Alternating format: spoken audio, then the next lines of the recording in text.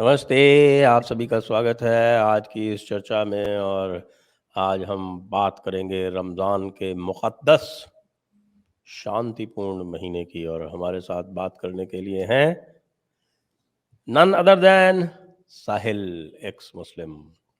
स्वागत है आपका साहिल जी। बहुत बहुत शुक्रिया संजय जी। नमस्ते। और जितने लोग देखेंगे ये स्ट्रीम, उन सभी को मेरा नमस्ते प्रणाम। अब आज की चर्चा जो है वो रमज़ान के मुक़द्दस महीने के बारे में है। और अभी-अभी हमने सुना कि पश्चिम बंगाल की मुख्यमंत्री ममता बनर्जी जी, उन्होंने एक वक्तव्य दिया, ये कहा कि रमज़ान के महीने में तो मुसलमान कोई गलत काम, कोई हिंसा तो कर ही नहीं सकता। तो ये वक्तव्य कितना सही है? अ, असल में क्या होता है ना कि बहुत सारे लोगों को बड़ी बड़ी गलतफहमियां रहती है। और खास करके जो तो हिंदुस्तान में जो मुसलमान हैं, ये एक अलग इस्लाम फॉलो करते हैं। ये हकीकी इस्लाम जो है वो फॉलो नहीं करते। इनका इस्लाम मोस्टली जो है, इनकी समझ और खास करके यहाँ के जो उलमा है, जो तो खास करके जब वो टीवी पे आते हैं या नेशनल न्यूज़ पे आते हैं, तो ये मक्की इस्लाम का प्रचार करते हैं और ऐसा दिखाते हैं कि यार देखिए इस्लाम कितना शांतिपूर्वक है। और उसमें फिर वो गिनी चुनी 3-4 आयतें जो है, लकुम दीनुकुम वलिया दीन, और उसको मिला देंगे गंगा जमुनी तहजीब के साथ। तो ये जो बेवकूफ बनाया जा रहा है खास करके उलमा की तरफ से, उसकी वजह है। उसकी वजह ये है क्योंकि मुसलमान जो है वो हिंदुस्तान में अभी माइनॉरिटी में। जैसे ही ये मेजॉरिटी में आ जाएगा या इक्वल में आ जाएगा, तब ये जो मक्की इस्लाम है वो मदनी इस्लाम में ट्रांसफर हो जाएगा। आप ये हाल देख लीजिए। यही चीज आपको पाकिस्तान में मिलेगी, अफगानिस्तान में मिलेगी। वहां पे कोई उलमा लकुम दीनुकुम वलिय दीन वाली आयत बोलता है क्या? नहीं बताता है, क्योंकि उनको मालूम है कि ये मक्की इस्लाम की है। हम हुँ। मदनी इस्लाम में पहुंच चुके हैं पाकिस्तान में, तो ये यहाँ पे वैलिड नहीं है। यहाँ का जो मुसलमान है या उलमा है, वो क्या कहेंगे?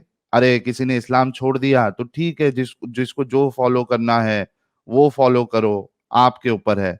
वही पाकिस्तान के उलमा से सुन लो, वो कहेंगे नहीं, जिसने इस्लाम छोड़ दिया वो नबी का दुश्मन है और उसको जो है कत्ल किया जाएगा। तो ये डिफरेंस है। और इनकी बातों में आकर जो ये, जैसे आपने जिनका नाम लिया, ममता जी का, दीदी का, तो दीदी भी जो है वो ऐसे लोगों की बातों में, और सिर्फ दीदी नहीं, कई सारे लोग हैं, लेफ्टिस्ट है, ये सब, इनको लगता है कि यार इस्लाम सबसे बेहतरीन है और उसमें कोई खराबी नहीं है, तो और मुसलमानों पे जुल्म हो रहा है, ये हो रहा है, वो हो रहा है। असल चीज समझते नहीं है वो लोग। तो दीदी को भी मेरे ख्याल से मिसअंडरस्टैंडिंग हुई है कि भाई मुसलमान जो है वो शांति प्रिय हो जाता है। बल्कि अगर आप देखें तो जो जंगे बदर हुई थी, वो जी, कब हुई? रमजान में ही 17 हुई है। रमज़ान, 17 रमज़ान। 17 रमजान। और एक और बात जंगे आपको और बदर बता का। देता हूँ, जी जी। आपको बताता हूँ कि ये जो 16 अगस्त 1946 को direct action day Mohammad Ali Jinnah ने जब कॉल किया था, तो उसकी जो भी पैम्फलेट वगैरह निकले थे, उसमें सब में ये कहा था कि 17 रमज़ान को, बैटल ऑफ बदर डे को, हम ये डायरेक्ट एक्शन करेंगे और हम यहाँ बंगाल से, हिंदुस्तान से कुफ्र ख़त्म कर देंगे और जिहाद करेंगे। और रमज़ान के मुक़द्दस महीने में जो जिहाद करेगा उसको 100 गुना सवाब मिलेगा। इस तरह के पैम्फलेट निकाले थे उन्होंने। और यहाँ बिल्कुल। यहीं बंगाल की बात है, कलकत्ते की बात है। डायरेक्ट एक्शन डे तो कलकत्ता में हुआ था ना। हम्म। और यदि इतना इतिहास नहीं पता है तो फिर क्या कह सकते हैं? पता होना चाहिए, बिल्कुल पता होना चाहिए। और ऐसा मतलब ये वोट बैंक की पॉलिटिक्स इंसान को नहीं करना चाहिए। जो हकीकत है वो हकीकत को बयान करना चाहिए। अब मसला यही हो जाता है ना कि कई सारे लोग आप देख लीजिए, सिर्फ इस पार्टी के ही नहीं, मैं समझता हूं कि जो हिंदूवादी पार्टी के भी जो मतलब कट्टर हिंदू या आप जिस तरीके से भी उसको नाम ले ले, मैं एग्जैक्ट वर्ड मुझे याद नहीं बोलने नहीं हो रहा है, लेकिन आप देखिए ये भी वोट बैंक के लिए जो गलत चीज है उसको सपोर्ट करते हैं। अभी जैसे आप देखो एक मुसलमान एरिया है, क्राउडेड मुसलमान एरिया, मेजॉरिटी मुसलमान एरिया है, वहां पे आप देखेंगे कि जो राइट विंग पार्टीज है वो भी उनको गलत कामों को करने की इजाजत छूट देते हैं। इसके सड़कों पे पूरा कब्जा करके वहां पे नमाज पढ़ना, फिर लाउड स्पीकर के ऊपर जो कानून है उसको फॉलो करवाना, ये सब नहीं होता है, छूट होती है। तो मेरी ये राय है, मैं गलत भी हो सकता हूँ, मुझे ऐसा लगता है कि जो हमारे कई सारे जो लीडर्स हैं वो वोट बैंक के चक्कर में ये सब जो है करने देते हैं और इससे हमारे देश का बिगाड़ा हो रहा है। जी। अब मैं आपको ये जानना चाहता हूँ कि रमज़ान के बारे में कुरान पाक का क्या हुक्म है और हदीसों में क्या कहा गया है? देखिए रमजान जो है इसकी सूरह बकरा में जो आयत आती है वो ये है कि शहरु रमज़ान अल्लज़ी उन्ज़िला फ़ीहिल कुरआनु हुदल लिन्नास व बय्यिनातिम मिनल हुदा वल फुरक़ान। तो रमज़ान वो महीना है जिसमें अल्लाह ने कुरान को नाजिल किया। शहरु रमज़ान, रमज़ान वो महीना है, शहरु रमज़ान अल्लज़ी उन्ज़िला फ़ीहिल कुरआन, कुरान को नाजिल किया, हुदल लिन्नास, लोगों की हिदायत के लिए। ठीक है, तो ये एक रमजान से रिलेटेड एक चीज ये है कि इस महीने में अल्लाह ने दुनिया की सबसे एम्बिगुअस किताब, ना समझने वाली किताब को नाजिल किया। एक एक इम्पोर्टेंस इस महीने का ये है। और हुँ, दूसरा, इसी में एक रात भी रखी, हालांकि उसमें भी इख्तिलाफ है कि वो रात कौन से दिन है, कौन सी रात में आती है। तो हदीसों में जाएंगे तो वो लास्ट जो आखिरी अशरा है, लास्ट 10 दिन और ये चालू है, उसकी ताक रातें 21, 23, 25, 27, 29, उसमें तो उसमें एक सूरा बाकायदा है कि इन्ना अंजलनाहु फी लैलतिल कद्र, और इसमें कुरान का वर्ड तो इस्तेमाल उसमें उस आयत में नहीं है, लेकिन जो उलमा है वो उससे मुराद यही लेते हैं कि इस कुरान को अल्लाह ने लैलतुल कद्र में नाजिल किया। और ये जो लैलतुल ये कद्र है कौन-सी इन्ना, ये कौन-सी है, इसका रेफ़रेंस बताएँ? हाँ ये मैं आपको है ना अभी बताता हूँ, ये सूरा नंबर सूरह कद्र है, मैं भी आपको बताता हूँ, रुकिए नंबर बता देता हूँ।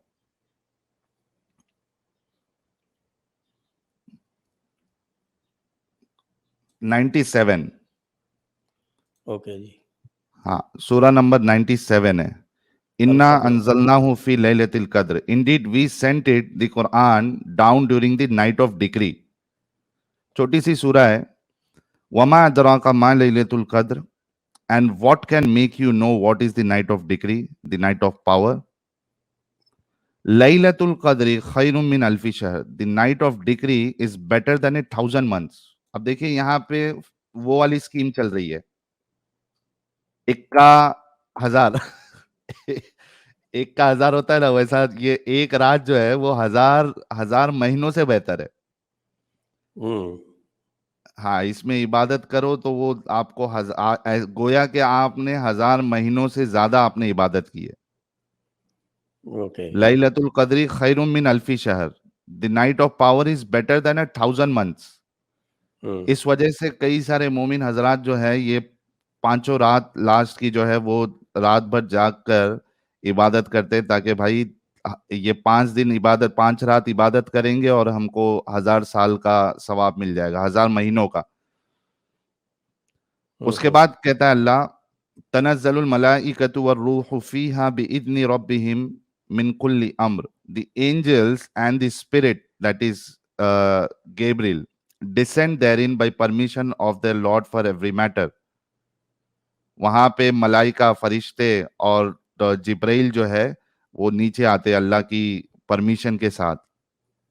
आगे क्या है, सलामुन हिया हत्ता मतलइल फज्र, peace it is until the emergence of dawn, the night is peace until the rising of the dawn, peace this until the rise of morn. तो ये रात जो है ये सलामती वाली है, अमन वाली है, कब ये तक? आखिरी सुबह आखिरी निकलने 10 तक। दिन है ये। आखिरी 10 दिन के ताक रातें, जैसा 21st वाली नाइट है, हम्म। मतलब 20वां रोजा खत्म हुआ, उसके बाद जो रात शुरू हुई वो हो गई 21। उसी तरीके से 22वां रोजा खत्म हुआ, आपने खोला रोजा, उसके बाद वाली जो रात आई, क्योंकि इस्लाम के हिसाब से रात पहले होती है, तो अच्छा अच्छा अच्छा, ओके ओके ओके। हाँ, तो 20वां रोजा खत्म हुआ 21वीं रात, 22वां रोजा खत्म हुआ 23वीं रात, 24वां रोजा खत्म हुआ 25वीं। तो ये जो ऑड नाइट्स है, 21st रमजान की, 23, 25, 27, 29, अल्लाह के रसूल ने कंफ्यूजन में डाल दिया। और हदीस में आता है कि रसूलुल्लाह बताने आए थे कि ये कौन सी रात है एग्जैक्टली। तो दो मोमिन लड़ाई कर रहे थे, दो मोमिन लड़ाई कर रहे थे, उनकी लड़ाई के चक्कर में अल्लाह के रसूल को अल्लाह ने भुला दिया। अब कितनी नॉनसेंसिकल बात है, इलॉजिक। यानी मोमिनों को समझना चाहिए कि भाई क्या हो रहा है ये, कुछ तो समझो। दो दो लोगों का लड़ाई चालू है और इतनी इंपॉर्टेंट रात कभी है वो अल्लाह ने भुला दिया। मतलब अल्लाह को क्या मिल रहा है ये भुला के? हम्म। और एक ये तो इंसान है। जो है, आप सोचो कि आपको कोई आ, करोड़ों का गहना, मतलब करोड़ नहीं, बिलियंस यूएसडी ले लीजिए आप, या जो भी सबसे बड़ी करेंसी है, वो खजाना जो है उसका कोड आपको, वो भी एक नंबर वाला कोड आपको कोई बता रहा है। अब चाहे वहां लड़ाई हो रही हो, चाहे कुछ भी हो रहा हो, आप वो कोड भूलोगे? अब इसकी मैं आपको कुछ तजवीज़ें देता हूँ। जी। आपने जरूर। अल कदर के और आखिरी 10 दिन की जो बातें कही, तो हमने रमज़ान के महीने में ग़ज़वा बदर की बात कर ली, वो 17 रमज़ान था, तो ये उसमें ये आपकी कदर की रातें नहीं शुरू हुई थी। लेकिन नहीं हुई थी। कदर की रात शुरू होती है तो 21 रमज़ान जो पहली रात है कदर की, तो 21 रमज़ान को मक्का की फ़तह होती है। फतेह मक्का। फ़तह मक्का होती है। और 25 रमज़ान को आपकी अल उज़्ज़ा का जो दर है, या उसको टेम्पल कह लीजिए, जो भी कहें हम्म। आप उसको, तो अल उज़्ज़ा की मूर्ति को खंडित करता है वलीद। हम्म। फिर बाकी मैं सिर्फ कदर की बात कर रहा हूँ, वैसे तो 8 रमज़ान को बैटल ऑफ तबूक है। हम्म। और उसमें जो है वो 26 रमज़ान को प्रॉफिट वापस आते हैं। फिर ये तो प्रॉफिट के ज़िंदगी की बात है उसी वक्त के, कि रमज़ान हम्म। में कितनी बड़ी बड़ी जंगें लड़ी गईं। ये 3 तो सबसे बड़ी बताई जाती हैं, और उसके बाद जो है वो तो फिर बहुत सारी हैं। हाँ, बाद वालों ने और उसको फॉलो किया है। उसको फॉलो किया है, तो रमज़ान का जो महीना है वो फ़तह का महीना है। ये पता। शांति का महीना कहाँ से बता दिया। और बाकी जब अल कदर में जब एक का एक के बराबर हजार। हज़ार तो सवाब हजार मिलता महीने है, हो गई। 1000 महीने का सवाब मिलता है एक दिन के हिसाब से, तो आप सोचिए जिहाद का क्या मिलता होगा। और आय हाय जिहाद हाय तो हाय। वैसे भी जिहाद जो है उसकी क्या महानता है रमज़ान में। बहुत है। आप देखिए इसको, अगर अगर हम रिलेट करें रमजान का जो महीना है उसको जिहाद के साथ, देखिए जब आप लड़ाई में जाते हैं ना, you need hell lot of patience. और आप भूखे, अगर आपको खाना नहीं मिलता है तो आप कैसे सरवाइव करोगे? यानी हर कंडीशन में जब कोई इंसान जो है वो वॉर पे जाता है, तो he has to be very strong. और उसके लिए ट्रेनिंग होनी चाहिए कि भाई हर सिचुएशन में, हर वेदर में, हर कंडीशन में, बिना खाने बिना पीने के यू हैव टू सरवाइव। तो अब इसको आप रोजे से कंपेयर करो कि यहाँ पे ट्रेनिंग क्या मिल रही है, कि आपने खाना नहीं है, पीना नहीं है, बीवी से आप मुबाशरत नहीं कर सकते। तो एक ट्रेनिंग मिल रही है कि वॉर कंडीशन में अगर आप जाते हैं तो आप कैसे सरवाइव करोगे। तो रोजे की अगर आदत है तो आप वहां पे कर लोगे। अब मोमिन बोलेंगे यार ये क्या है, जबरदस्ती का आप लोग जो है कुछ भी मिला के बता देते हो।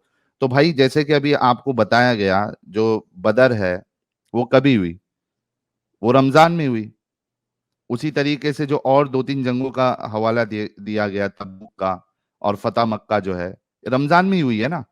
और इसके अलावा जो कई सारे जो आपके अभी के भी जो रिसेंट उलमा है और आईएसआईएस वाले हैं, ये इनके बाकायदा जो है वो स्टेटमेंट्स है ऑनलाइन, इनकी जो ये रिसाला निकलता है, उस सब में इन्होंने रमजान को जिहाद से जोड़ा है।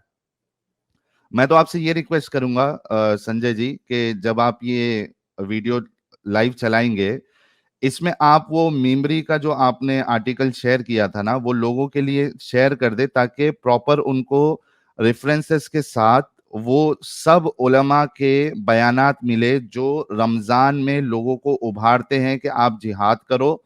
और अल्लाह के जो दुश्मन हैं, और खास करके उसमें यहूद और नसारा, उनको पिग और एप्स के साथ जो मिलाया गया है, वो लोग जाके देखे कि भाई हम नहीं कह रहे, आपके उलमा बार बार इस बात का इसरार कर रहे हैं कि रमजान वाला महीना ऐसा है, इसमें बल्कि लोगों को और जिहाद में इन्वॉल्व होना चाहिए। जिहाद फी सबीलिल्लाह, अल्लाह के रास्ते में जिहाद के लिए, अल्लाह के दीन को पूरी दुनिया में नाफिज करने के लिए। और ये हुक्म तो अल्लाह का ही है कि सारा का सारा दीन, सारा का सारा मामला जो है पूरी दुनिया में, वो सिर्फ अल्लाह का होना चाहिए, इस्लाम होना चाहिए, कानून इस्लाम के होंगे। सूरह तौबा की आयत नंबर 29 क्या कहती है?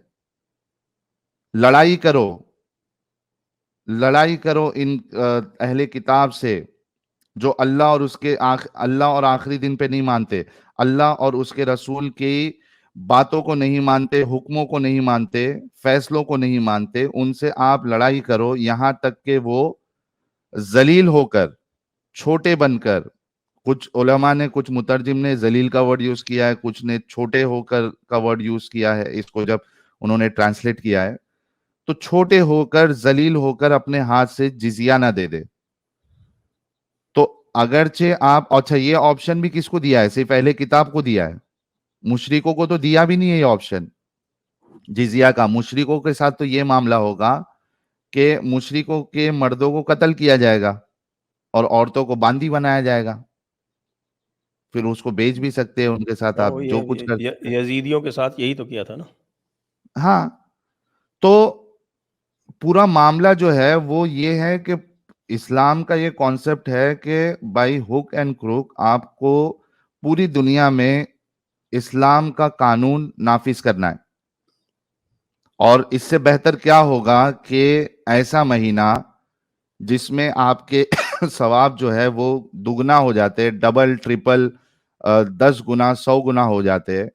उसमें अगर कोई अल्लाह की राह में, अल्लाह के कानून को नाफिज करने में जिहाद करता है, तो उसके तो मजे ही मजे।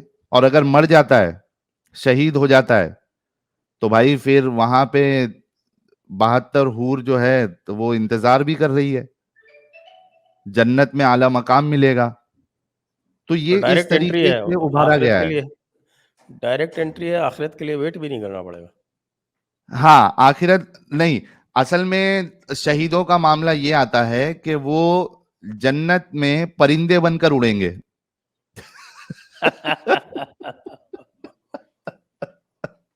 हम्म। तो हूर तो डायरेक्टली नहीं मिलेगी। अच्छा। लेकिन वहां जो है परिंदे बन के वो घूम रहे हैं, शहीद जो है। और अल्लाह तो वो कहता है कि जो अल्लाह की राह में शहीद हुए उनको मुर्दा ना कहो, हम्म वो जिंदा है। तो ये जो कुरान में कह रहा है अल्लाह।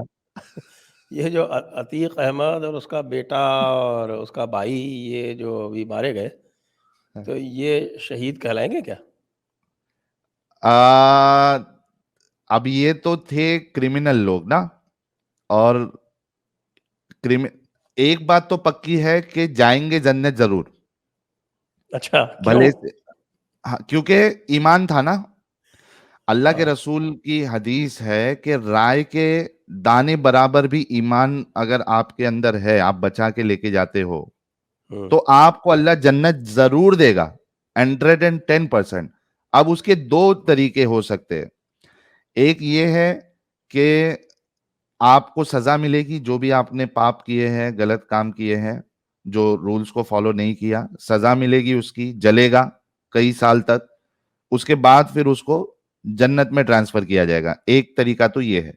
दूसरा तरीका कि भाई कुछ उसने एक अच्छा काम कर दिया था जो अल्लाह को पसंद आ गया, कोई बिल्ली बिल्ली को पानी पिला दिया, या फिर कुछ ऐसा कर दिया कि अल्लाह खुश हो गया, तो ये बहुत जो सारे काफिरों को कत्ल किया, ये तो बहुत अच्छी खुश होने की बात है ये।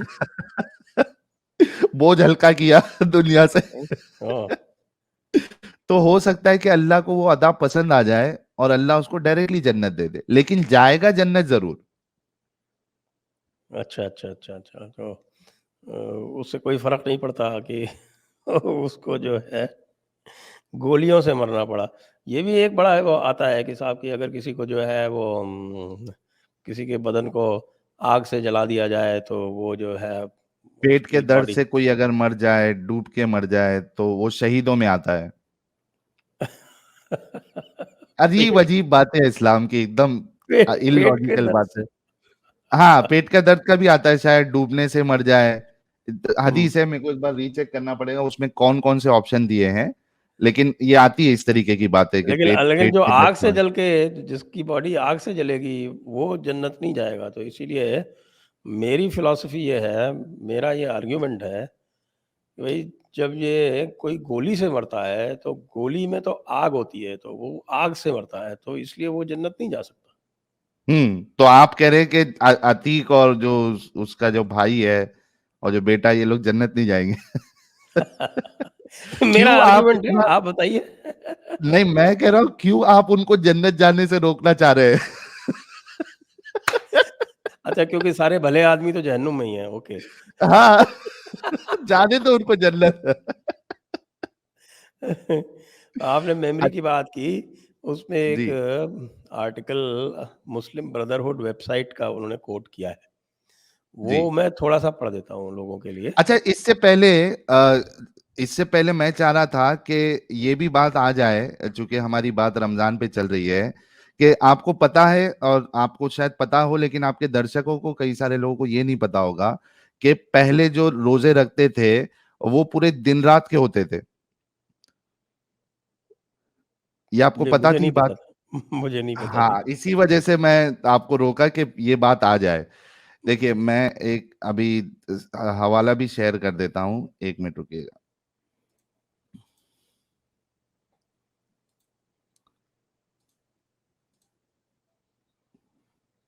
स्क्रीन देखिए, आई होगी।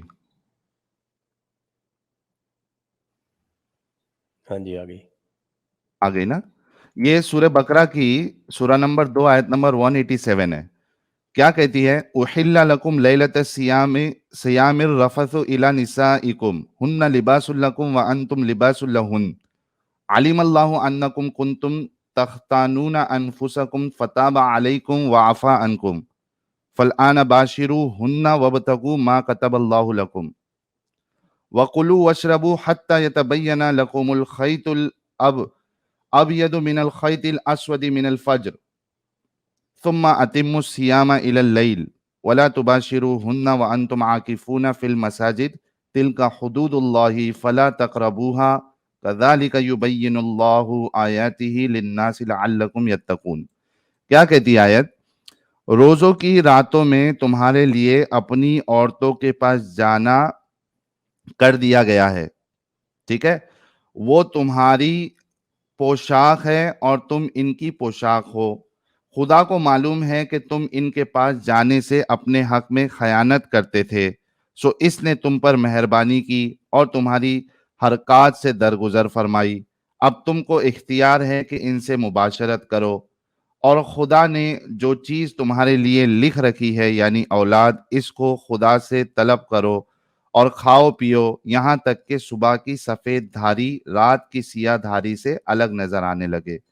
फिर रोज़ा रख कर रात तक पूरा करो, और जब तुम मस्जिदों में एतकाफ बैठे हो तो इनसे मुबाशरत ना करो, ये खुदा की हदें हैं, इनके पास ना जाना। इसी तरह खुदा अपनी आयतें लोगों के समझाने के लिए खोल खोल कर बयान फरमाता है ताकि वो परहेजगार बने। अब इसमें देखिए तफसीर इब्ने कसीर आप देख लीजिए और उसके बाद तफसीर अल जलालैन देख लीजिए, या कई सारी तफसीर में इस बात का जिक्र है कि इब्तदाए इस्लाम में ये हुक्म था कि इफ्तार के बाद खाना पीना जिमा करना इशा की नमाज तक जायज था, और अगर कोई इससे भी पहले सो गया तो इस पर नींद आते ही हराम हो गया। आप समझ रहे, पहले जो रमजान में रोजे रखते थे मुसलमान, उसका सिस्टम कैसा था कि आपने रोजा रखना है, उसके बाद आप खोलते हो, फिर इशा तक का आपके पास टाइम है, आप उसमें जो खाना पीना करना है वो कर लीजिए। उसके बाद फिर आप जो है वो बीवी के पास नहीं जाएंगे, आप उनके साथ डिंगी डिंगी नहीं कर सकते। फिर आपको पूरा वो रात और दिन पूरा आपको रोजा रखना है, तो पूरे दिन का रोजा हुआ करता था, और उसमें डिंगी डिंगी भी मना थी। अब हुआ ये कि सहाबा को ये एक तो भारी पड़ रहा था, ठीक है, और दूसरा हजरत उमर, क्या शान है हजरत उमर की, आय हाय हाय। हजरत उमर से वो क्या किए, वो डिंगी डिंगी कर ली है अपनी बीवी के साथ, और रसूलुल्लाह के पास आए। तो रसूलुल्लाह ने एक स्टेटमेंट क्या कहा, देखो रसूलुल्लाह ने कहा कि मुझे तुमसे ये उम्मीद नहीं थी। एक मिनट रुको। अच्छा, दूसरा उसमें ये हुआ कि एक सहाबी जो है वो बेहोश भी हो गए क्योंकि वो रात को खा नहीं पाए। हाँ, ये देखिए, यहां से मैं पढ़ता हूं हजरात से, इधर से पढ़ता हूं, चलो।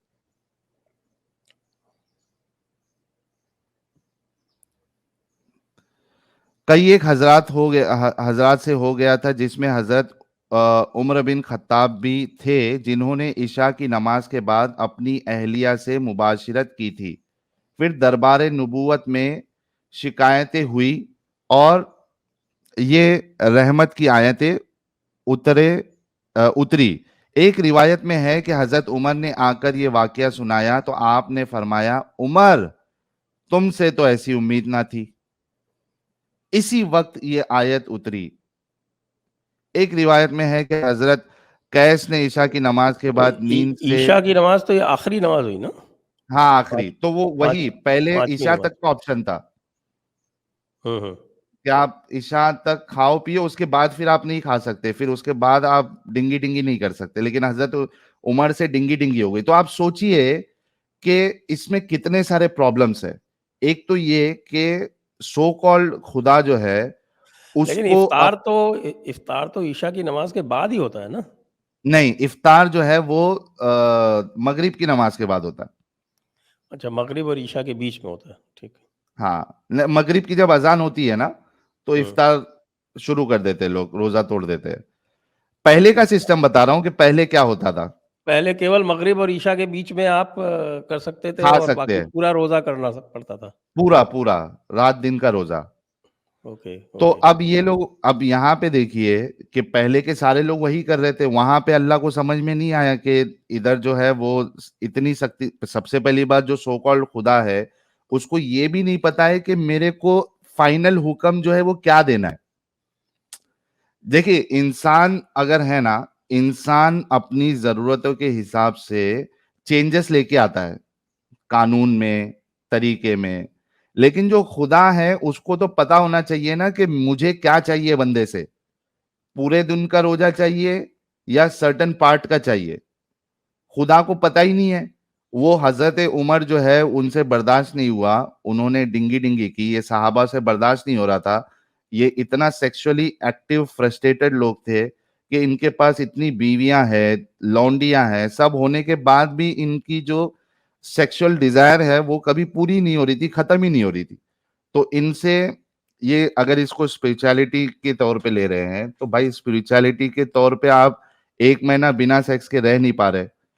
तो इनकी सेक्स की नीड को समझते हुए और खास करके हजरत उमर की सेक्सुअल नीड को समझते हुए अल्लाह ने अपना जो तरीका था रोजे का उसी को बदल डाला। उसको छोटा कर दिया और बोला कि चलो ठीक है, दिन में मत जाओ, रात में जैसा जाना है वैसे जाओ। तो ये तो इस्लाम है, ये तो अल्लाह है। जी। मैं आपको वो बता रहा था कि मुस्लिम ब्रदरहुड का एक आर्टिकल शेयर हुआ है। जी, जी, आप ये बताइए जो अभी। इसको जो बताते हैं वो बहुत ही इंटरेस्टिंग है। उसको मैं थोड़ा-सा पढ़ के बताता हूँ आपको। थोड़ा-सा जी, 1 मिनट में इसको अपने सामने ज़ूम कर लूँ। हाँ, तो ये कहते हैं कि article on Muslim transform the brotherhood month of website. Fasting यही वाला पढ़ रहे हैं ना आप? जी हाँ, जी ट्रांसफॉर्म हाँ, द जी। मंथ ऑफ फास्टिंग, हाँ। into a training camp that will aid you in jihad when the time comes। हम्म। तो इसमें इन्होंने कहा है कि fasting during Ramzan is one of the most powerful means to educate the human spirit for जिहाद। जिहाद। और फिर सिमिलैरिटीज बताई उन्होंने कि one who fast to please Allah and who wages जिहाद फॉर अल्लाह। और ये कहा कि साहब की obedience to Allah is the purpose of both. फिर कहते हैं कि devotion is a trait of both, patience is a trait of both, sacrifice is a trait of both. और फिर कहते हैं कि Ramadan is the month of victory for those who wage jihad for Allah. Ramadan has seen the following battles, conquests, and victories: the Great Battle of Badr, 624 CE; the conquest of Mecca, 630 CE; the Battle of Hattin, 1187, ये crusaders के साथ हम्म। हुई थी।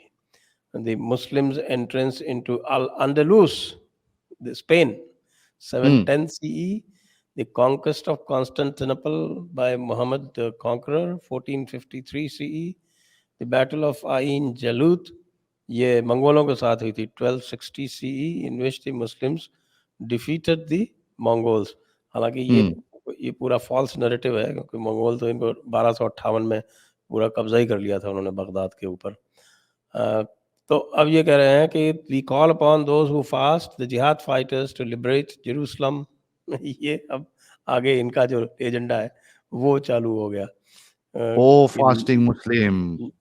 No O fasting brother, the जिहाद continues until the day of judgment, and the day of judgment will not arrive until the Muslims fight the Jews, defeat them, and liberate Jerusalem।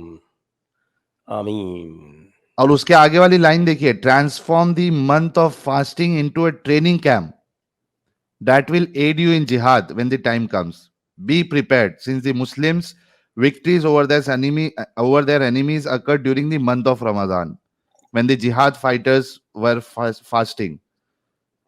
तो correct. अब ये दीदी को कोई बताए कि भाई आप तो कह रहे हैं कि ये इसमें मुसलमान जो है वो कुछ कर ही नहीं सकते, वायलेंस नहीं कर सकते। यहाँ पे तो पूरा मामला ही चल रहा है रमजान के ऊपर, ताकि ट्रेनिंग अच्छे से मिले और उसमें ज्यादा सवाब मिले। जी हाँ, तो असलियत तो रमज़ान की यही है। और मुझे लगता है कि सब कुछ जानने की ज़रूरत है। और इसलिए यदि रमज़ान के महीने में रामनवमी के जुलूसों पे पत्थरबाज़ी हो रही है, तो इसमें आश्चर्य की क्या बात है? क्योंकि यदि रमज़ान के महीने में मुशरिकीन पर और किसी बुत पर या किसी आपके शिर्क पर अगर वो पत्थर फेंकेंगे, तो फिर तो आपकी वो भी आयत एक्टिवेट हो जाएगी, आपकी 9.120। तौबा की जो 120वीं आयत है, जी। जो कहती है कि साहब कि जितनी तुम तंग करोगे और जितना हैरान करोगे काफिरों को, उतनी तुम्हारे नेकी लिख दी जाएगी। तो वो तो नेकी यहाँ पर रमज़ान के महीने में वैसे भी 10 गुनी, 100 गुनी, 1000 गुनी कितनी मिलती है किसी को डायरेक्ट एग्जैक्टली पता नहीं है। ये भी बता दें एग्जैक्टली कितने गुनी मिलती है। इसका कोई वो नहीं है, फिक्स नंबर नहीं है। आपको अलग अलग रिवायतों में जो है अलग अलग चीजें मिल जाती है। लेकिन ये बात तो है कि आपका जो ये है लॉटरी सिस्टम वाला ही चीज है कि एक का डबल, एक का ट्रिपल, एक का 10 गुना, एक का 1000 गुना। तो ये चीज है। अच्छा, इसमें एक पॉइंट कवर करना और भी जरूरी है संजय जी, कि रमजान जो है, अब देखिए आप, और इस पे मैंने स्ट्रीम भी किया था, बाकायदा 2 स्ट्रीम, इसको इस एंगल से समझाने के लिए कि भाई अल्लाह ने जो छूट दी है, एक्सेप्शन दी है कि किन सिचुएशंस में या किन लोगों के लिए रोजा रखना फर्ज नहीं है। अब उसमें से एक कैटेगरी तो ये है कि आप अगर सफर कर रहे हैं, ठीक है, अब वो दूसरे अलग अलग उलमा का एक क्राइटेरिया है कि आप किसको कंसिडर करेंगे कि ये सफर में कितना दूरी पे जा रहा है, कितने दिन के लिए जा रहा है, उस पर डिपेंड करता है। तो एक कि आप सफर में हैं तो आपको छूट है, दूसरा आप बीमार हैं तो आपको छूट है, तीसरा जो औरतें मेंसेस में हैं, मेंस्ट्रुएशन साइकिल उनका चालू है, तो उनको छूट है कि वो रोजा छोड़ सकते हैं, और उसके बाद उनको बाद में जब वो सही हो जाए या सफर से आ जाए, या रमजान के बाद जो मेंस्ट्रुएशन की वजह से रोजा छूटा है, वो रमजान के बाद वो औरतें कवर करेंगी। खैर, तो ये तीनों को छूट है। अब देखिए कि अल्लाह ने जो गरीब लोग हैं, या जो मजदूर लोग हैं, या जिनका काम जो है सड़कों पे है, सेल्समैन है, इन लोगों के लिए अल्लाह ने कोई छूट नहीं दी है। अब वो कैसे रखे रोजा? एक कंस्ट्रक्शन वाला मजदूर, उसके लिए रोजे की छूट नहीं है। अब वो समझिए कि गल्फ में काम कर रहा है, जहां पे टेम्परेचर मेरे ख्याल से कुछ 50 डिग्री तक चला जाता है।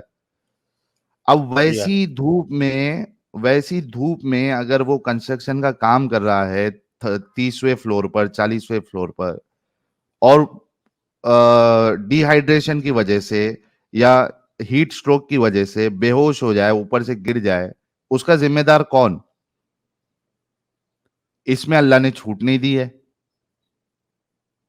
अच्छा, इसी वजह से आप देखिए कि कई सारे लोगों की जानें भी जाती है। अब यहां पे एक आर्टिकल मैं शेयर करता हूं। पाकिस्तान, जो कि अपने आप को एक इस्लामिक स्टेट समझता है या कंट्री समझता है, और इस्लाम के ऊपर इन्होंने कई सारे बवाल किए हैं, इस्लाम के नाम पे ये कंट्री जो है सेपरेट एक कंट्री बनी, इन्होंने अपने पायलट्स को ये एक रूल लेके आया कि आप अगर फ्लाइट चलाते हो या क्रू मेंबर हो तो आप रोजा नहीं रखेंगे। अच्छा। क्यों? हाँ, क्यों नहीं रखेंगे? क्योंकि एक इंसिडेंट हुआ था। ये मैंने आपके सामने एक आर्टिकल पेश किया है गल्फ न्यूज का।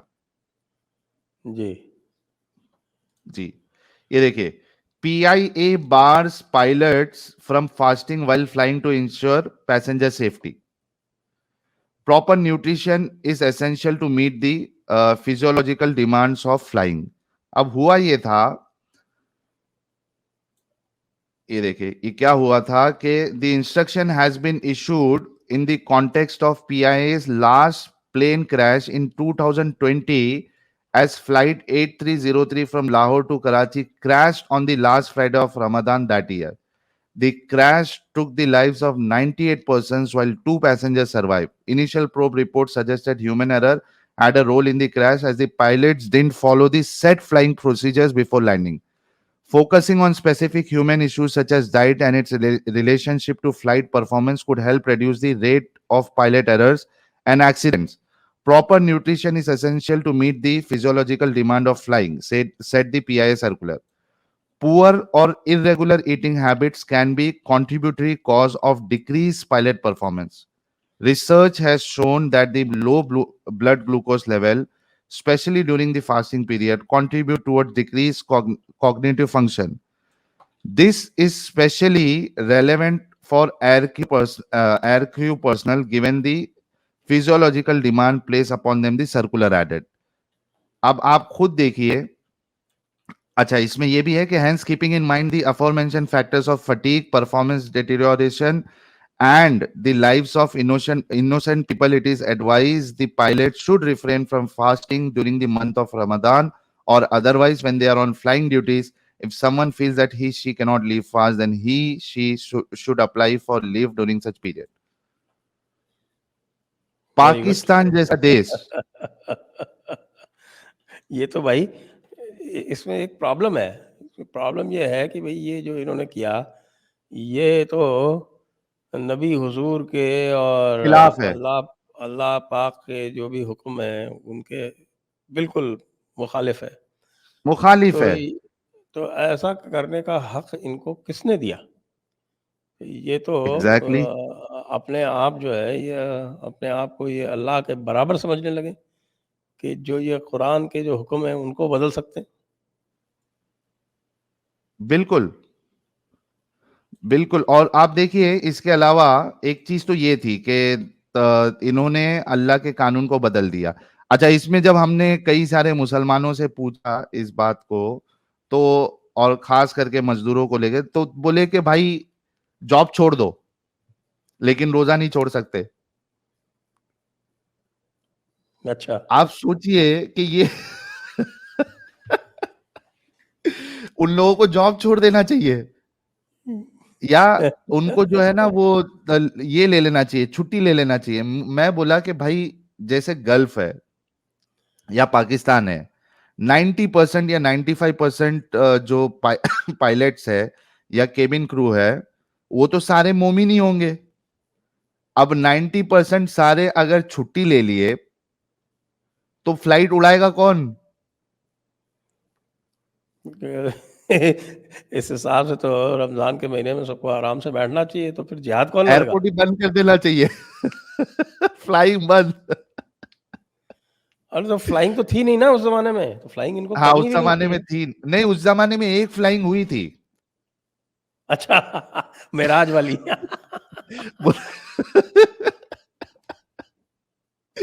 बुराक वाली एक फ्लाइंग हुई थी, और वो फ्लाइंग भी इतनी हाँ। जबरदस्त थी कि वो, अभी आमतौर पे फ्लाइंग क्या होती है, आप जो है वो एक जो रेंज है उसमें आप 36,000 फीट जो होता है, जो रेंज होता है, उसमें आप करते हो, या फिर बहुत ज्यादा एडवांस जो स्पेस शिप भेजी जाती है वो ठीक है। चांद तक पहुंची है बस। और हम्म। हमारे जो सैटेलाइट्स है वो अर्थ के ऊपर जो है वो चक्कर लगा रहे हैं।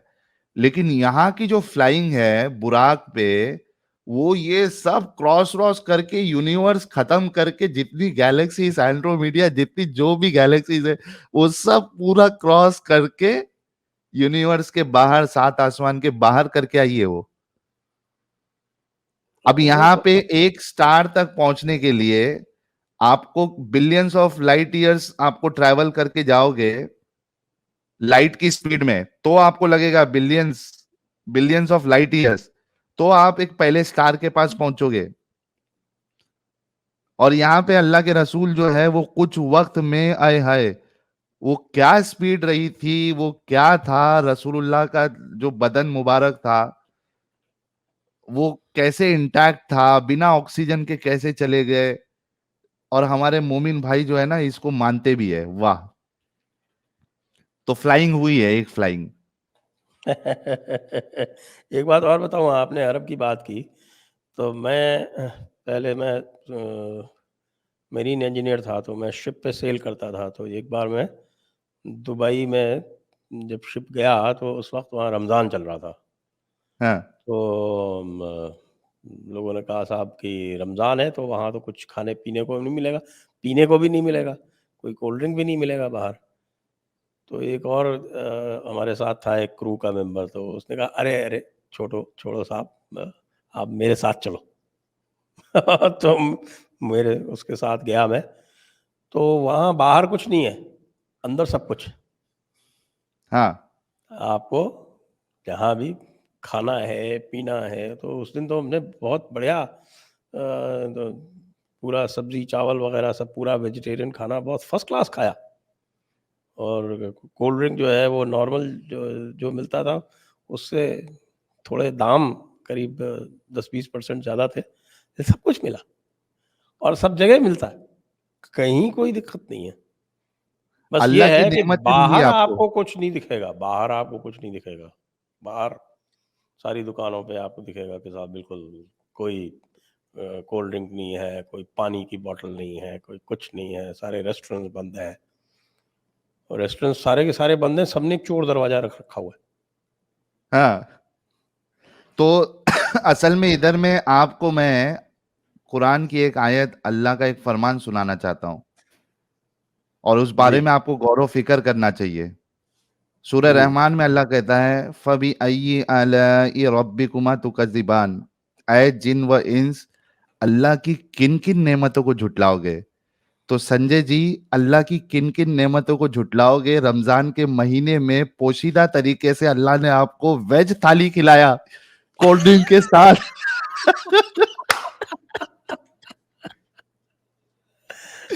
अल्लाह की नेमतों को कब तक झुटलाओगे आप? बिल्कुल सही है। तो मेरे ख़्याल से अब हम इस रिकॉर्डिंग को समाप्त कर लेते हैं, और कुछ जी, आपको रमज़ान के बारे में हमारे लोगों को बताना हो, तो वो बता जी, के फिर इस रिकॉर्डिंग को फिर समाप्त करते हैं।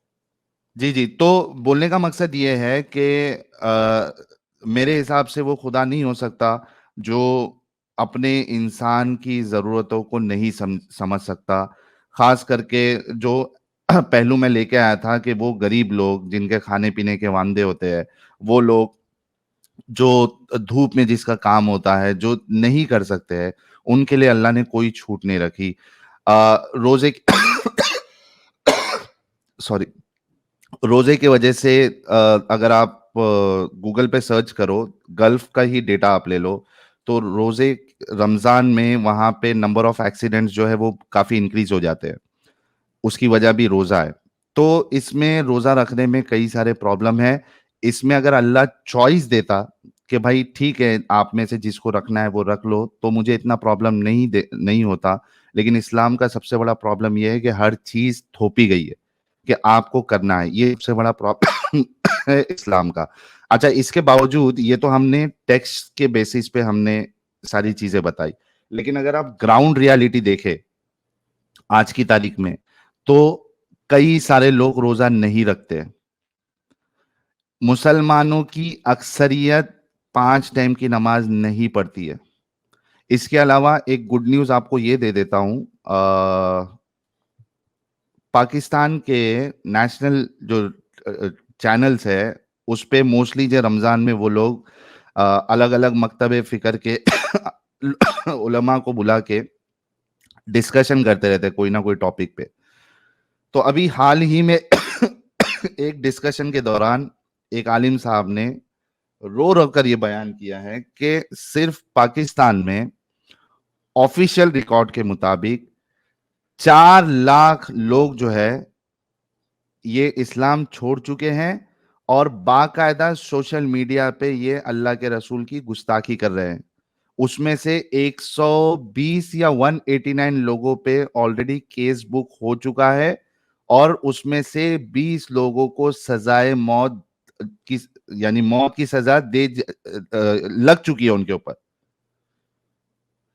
तो ग्राउंड रियलिटी अभी ये है संजय जी कि जी, धड़ल्ले से लोग इस्लाम छोड़ रहे। पाकिस्तान की बात कर रहा हूं, और मैं नहीं बोल रहा हूं, इनके उलमा रो रो के वहां पे बयान कर रहे हैं कि देखिए 4 लाख लोग, और ये गुस्ताखी कर रहे हैं, ये फातिमा की गुस्ताखी कर रहे हैं, ये मोहम्मद साहब की गुस्ताखी कर रहे हैं, रो धड़ा धड़ल्ले से रो रहे हैं, और कह रहे हैं कि इसमें पाकिस्तान का जो थर्ड रिचेस्ट आदमी है उसके भी बच्चे मौजूद है, मिलिट्रियों के बच्चे मौजूद है।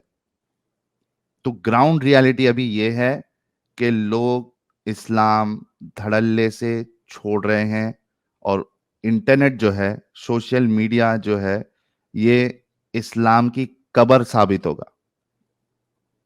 बिल्कुल इन्फॉर्मेशन को कंट्रोल करके ही ये पूरा का पूरा जो है मज़हब बना था। और एक और आपको बताऊँ ऑन रिकॉर्ड, जी। जो पाकिस्तान के जो बैंकिंग रिकॉर्ड्स हैं, वो ये बताते हैं कि 80% पॉपुलेशन पाकिस्तान की वो शिया है। आहा। उसका जो जी हाँ, उसका कारण ये है, ये मुझको पाकिस्तान के यूट्यूबर ने ये टॉक में ही बताई थी, और उसका कारण ये है कि अ, जब ये कॉन्स्टिट्यूशन बना था तो भुट्टो साहब ने कहा कि सबकी ज़कात जो है उनके बैंक अकाउंट से कंपल्सरीली डिडक्ट होगी। तो उसको जो है वो शिया लोगों ने उसकी मुखालफत की, तो उन्होंने शिया को एग्ज़ेम्प्ट कर दिया। तो अब जितने लोगों के बैंक अकाउंट हैं उनमें से 80% लोगों ने ये बाकायदा एफिडेविट दे दिया है बैंक में कि वो शिया नहीं हैं, करना है। जिससे कि उनकी ज़कात डायरेक्टली नहीं कटे। तो ये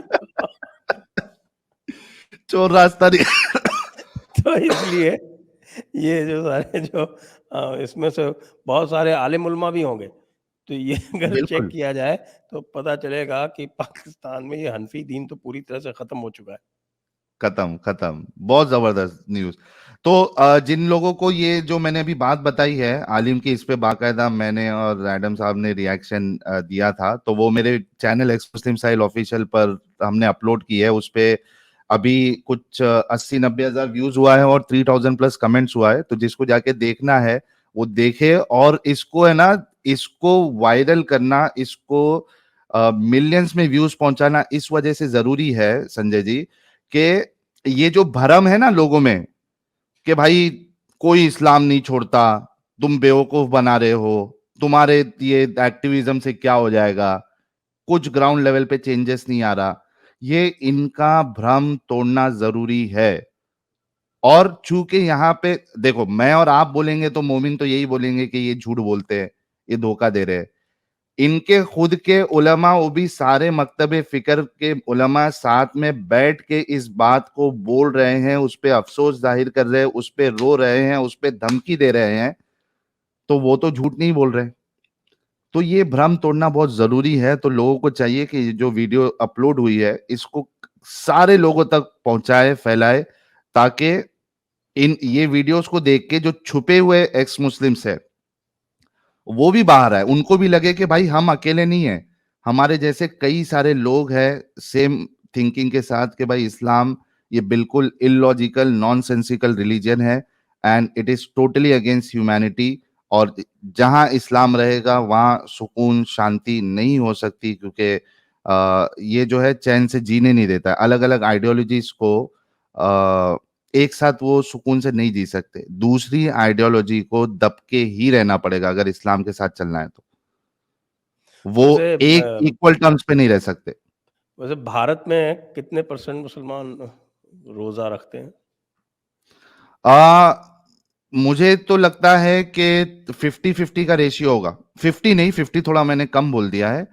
70-30 का तो है। 30% लोग रोजा नहीं रखते। और अभी सेम सवाल आप नमाज का करिए। हाँ, नमाज के पांचों वक्त की नमाज कितने परसेंट लोग पढ़ते हैं? मेरे ख्याल से 10% मुसलमान जो है, और बड़ी जिम्मेदारी के साथ कह रहा हूं, सिर्फ और सिर्फ देखिए, रोजे का मैंने क्या कहा, 70-30, 70 रखते हैं, 30 नहीं रखते। लेकिन जो 5 टाइम की नमाज है वो पूरे साल की आप ले लो, 10% से ज्यादा लोग 5 टाइम की नमाज नहीं पढ़ते हिंदुस्तान में। जाके जिसको चेक करना है जाके मस्जिदों में चेक कर ले। मेरे ख्याल से ज्यादातर तो सिर्फ जुम्मे की नमाज पढ़ते हैं। जुम्मे की, और कई सारे लोग सिर्फ 2 ईद की पढ़ते हैं अच्छा। बस। वो जुम्मे की भी नहीं पढ़ते हो। तो ये सब वैसे ही जहन्नुम जाने वाले हैं, तो ये क्यों जो सब है वो जहन्नुम। इस दीन में पड़े हुए हैं। क्यों इससे पढ़े तो हुए अच्छा समझ में है नहीं आया। कि इससे तो अच्छा है कि संसार में आए, इनफाइनाइट टाइम साइकिल में आवे तो उससे कुछ बेटरमेंट हो सकता है। तो चलिए इसको जी अब हम यहीं पर जी रिकॉर्डिंग जी को बिल्कुल। क्लोज करते हैं। आशा है कि लोगों को रमज़ान के बारे में जो सच है, रमज़ान की शांति के बारे में जो सच है, उससे पूरी जानकारी मिल गई होगी। आप सभी दर्शकों को बहुत-बहुत धन्यवाद। साहिल भाई आपको भी बहुत-बहुत धन्यवाद। बहुत जय शुक्रिया हिंद, संजय। वंदे मातरम।